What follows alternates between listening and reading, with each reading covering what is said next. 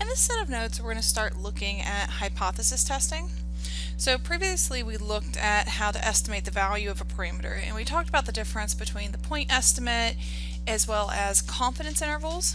And we saw that we can think of confidence intervals prior to selecting the data as being random, and we're looking at the probability that those confidence intervals cover our parameter. In this section, we're going to look at how to use the statistic to answer a question about the location of the parameter. And so this is going to be very similar to confidence intervals. It's a different way to ask a question about the parameter. So the confidence intervals give us a way to estimate the location. In a hypothesis test, we ask a specific question about the location. So we're going to start out with just a little bit of general information about hypothesis testing. Most of this should be review from your introductory statistics course. So hypothesis testing is another type of statistical inference, and when we perform a hypothesis test, we have a research hypothesis that we want to show. And so the research hypothesis is called the alternative hypothesis. And so if you'll recall from your intro stat course, you have the null hypothesis versus the alternative or the research hypothesis. And generally what we do is we assume that the null hypothesis is true, and we look for evidence to see if we can say that the alternative is true, and that evidence comes in way of the statistic. So we collect data and examine it to see if it gives us evidence that that research or alternative hypothesis is true. And if the data is highly unlikely, unless the research hypothesis is true, we conclude that the research hypothesis is true. So in other words, since we assume that the null hypothesis is true, we see if that statistic that we found is highly unlikely under the null hypothesis in favor of the alternative. So let's look at an example here. So suppose we're interested in the average height of a modern American man. So according to the website given here, the average height for an early 17th century Englishman was approximately 5 foot 6 inches. So while average heights in England have remained virtually unchanged in the 17th and 18th centuries, American colonists grew taller. And so averages for modern Americans were just over 5 foot 9 inches for men. And the main reasons for this difference are improved nutrition and notably increased consumption of meat, milk, and antibiotics. So suppose that we believe the average height of an American male CEO is larger than that 5 foot 9 inches. And so to perform a hypothesis test, we would set up our null and our alternative hypotheses. Now the alternative again is that research hypothesis, and it is what you're trying to prove. And so in this case we're going to try to prove that that population mean is greater than 5 foot 9 inches. Now under the null, there are probably two different ways you've seen this specified. Usually we'll see that the mu is equal to 5 foot 9 inches, or alternatively you may have seen this specified as less than or equal to 5 foot 9 inches. It ends up that mathematically the way that hypothesis tests are constructed, it makes no difference the format of the null hypothesis, because what we do is we're essentially evaluating the sampling distribution assuming that the null hypothesis is true under the condition in the null, which is the most extreme or close to the alternative. So in this case, even if we had the less than or equal to, it's still evaluated at the equal to 5 foot 9 inches. So suppose we take a random sample of 10 male CEOs and we observe that the sample mean is 6 foot 2 inches. And so the question here is, would you conclude that the alternative is true?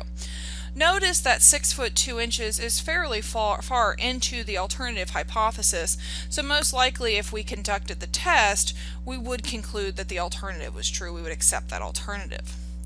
On the other hand, suppose that we only found that the sample mean was 5 foot 10 inches. Notice that 5 foot 10 inches is in support of the alternative, but it's not very far into the alternative. It's still fairly close to that null value, and we know that the value of the statistic does change from sample to sample. There is that variability that we have to account for. And so in doing that, what we're really asking is, well, if we take into consideration that variability of the statistic, does that 5 foot 10 inches seem that extreme compared to that 5 foot 9 inches? And that's a question that we would have to evaluate. And one way to do that would be to consider the sampling distribution of y bar, assuming that the population mean is equal to 5 foot 9 inches. And so what we do in a hypothesis test is we're essentially trying to see how far into the alternative do we need to be to where we could reject that null value. So here I have just the basic steps of a hypothesis. I'm going to ask you just to read these on your own. Again, these are all just kind of a summary of what you should have seen in your introductory statistics course.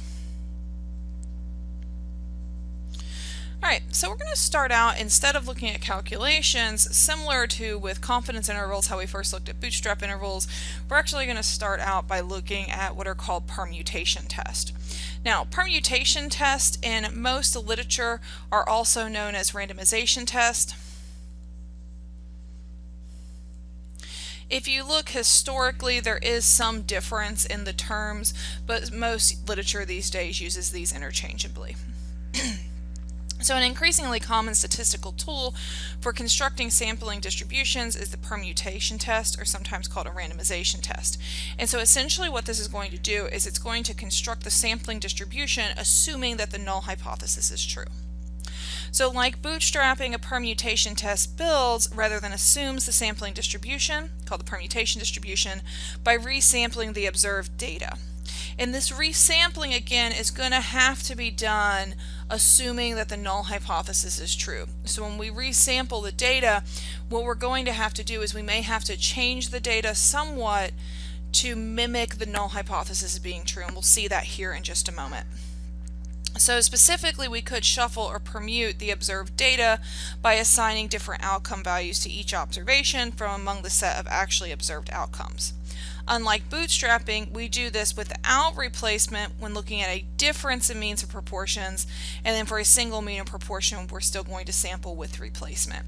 So in the next set of notes, when we actually look at some examples of coding for single sample and two samples, do pay attention to how those are constructed. For the bootstrap, it was very similar between the two, but you're going to see some differences when it comes to these permutation tests. So in the next set of notes after this one, make sure to really dig into that code and understand what's happening line by line. So the main criteria to consider when creating randomization samples for statistical tests are the following. It's key that we be consistent with the null hypothesis. And this is because we assume the null hypothesis is true when we create the randomization distribution, and the distribution will usually be centered at the value of the parameter given the null hypothesis. We are going to utilize the data from the original sample, and we always want to reflect the way the original data was collected. Permutation tests are particularly relevant in experimental studies where we're often interested in sharp null hypothesis of no difference between treatment groups. So that's going to come into play when we look at the difference in means or difference in proportions. So in these situations, the permutation test perfectly represents our process of inference because our null hypothesis is that the two treatment groups do not differ on the outcome.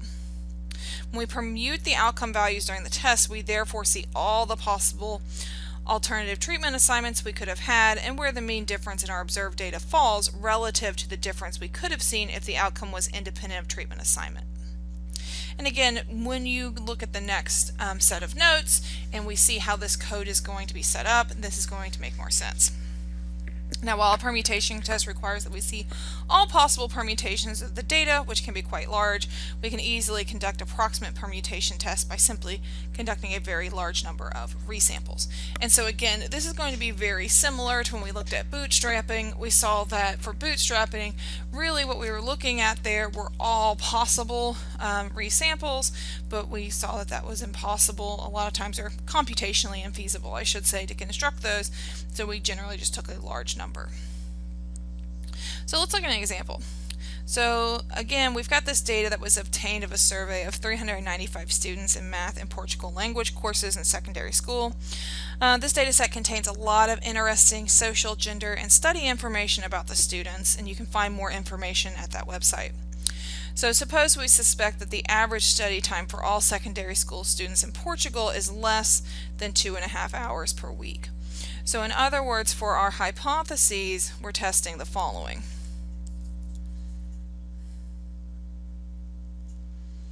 So under the null, we're going to assume that mu is equal to 2.5, and under the alternative, we're going to try to prove that mu is less than 2.5. Now, the mean study time for students in the sample was 2.04 hours a week.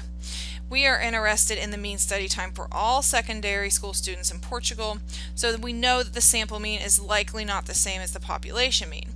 We want to assess the probability of obtaining a sample mean of 2.04 hours in a week, assuming that the population mean is 2.5. In other words, assuming that the null hypothesis is true. And we can do this by constructing that randomization distribution. And so here is that definition. To construct the randomization distribution, what we're going to do is assess the evidence in the sample. We need to find a way to generate new samples that are consistent with the null hypothesis that the population mean is 2.5. But we want to use our original data, and we want to preserve, the variability that is in that data set. So previously we saw the sampling with replacement from the original sample, or bootstrapping, is a good way to simulate samples from the population that are similar to our sample. The same idea applies here, except now we have that additional constraint that we need to require the population to have a specific mean, 2.5. An easy way to do this while using the original data to ensure that the null hypothesis is 2.5 is to add a constant amount to every value in our original sample. Since the sample mean is 2.0354, is 0.4466 below the hypothesized mean of 2.5, we could add, and this is a typo here, I'll fix this on your end, it should say 0.4646. We could add that value to each observation, so essentially we shift all of the data so that that mean is 2.5. This has the advantage of preserving the general structure of the original sample while shifting the mean to be consistent with the null hypothesis. Now, if we were to actually generate the randomization distribution, similar to with bootstrapping, this is how many resamples we would need. This is too many for exhaustive calculation, so instead we draw random resamples and calculate the mean for each. So again, very similar to what we did in bootstrapping, it's just we have shifted the sample to be consistent with the null hypothesis. So here we've generated 100,000 resamples. First, notice that this randomization distribution is centered at the null value, because remember, under the null we had that mu was equal to 2.5. And then our question is, where was our observed mean? So remember, our observed mean from our sample is 2.0354. Notice that that falls all the way down here. So if we look at this sampling distribution, assuming that the null hypothesis is true, equal to 2.5, we see that that value of 2.0354 is very unlikely. And so the p-value would actually be the area to the left of that observed statistic. So again, if our observed statistic is 2.0354, the area under the curve to the left would be the p-value. And we can see in this particular case that area is essentially 0. So in this case we would say our p-value is approximately 0. And we would be able to reject the null and conclude on average students are studying less than that hypothesized mean of 2.5.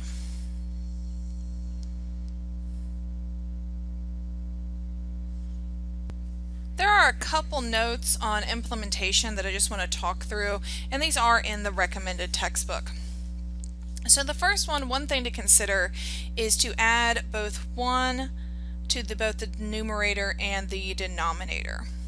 So what this means is when we compute the test statistic here, or probably not the test statistic, but the p-value, one way to consider the p-value is in the numerator. What we have here are the number of resamples more extreme than the observed statistic. So notice in this case, this histogram is of our resamples, and we have none that are more extreme than our original statistic. So in this case it would be 0 divided by the total number of resamples. So in this case it would be 100,000. Now, if we add 1 to both the numerator and the denominator, what this does is it corresponds to including the original data in the extra resample. This is a bit conservative and it avoids reporting the impossible p-value of 0. So notice here I said the p-value is approximately 0, and the reason for that is we know if we took enough resamples, and it may take a billion, we would eventually get one that falls all the way out here. So by doing that, adding 1 to both the numerator and the denominator, you can get out of that case, because we never want to report that our p-value is exactly equal to 0, but we could also just say that it is approximately 0. Alright, the other thing that we could do is we could sample with replacement from the null distribution. So in the sampling implementation, we do not attempt to ensure that the resamples are unique. So in effect, we draw resamples with replacement from the population of possible resamples, and hence obtain a sample with replacement from the test statistics that make up the exhaustive null distribution. Sampling without replacement would be more accurate, but it's generally not feasible and requires too much time and memory to check that the new sample does not match any of the previous samples. And in practice, this really doesn't make a difference. And then, of course, more samples for better accuracy. The more samples you take, just like with bootstrapping, we're going to have better accuracy. And so again, in the next set of notes, we're really going to dive into the implementation of some common permutation or randomization test.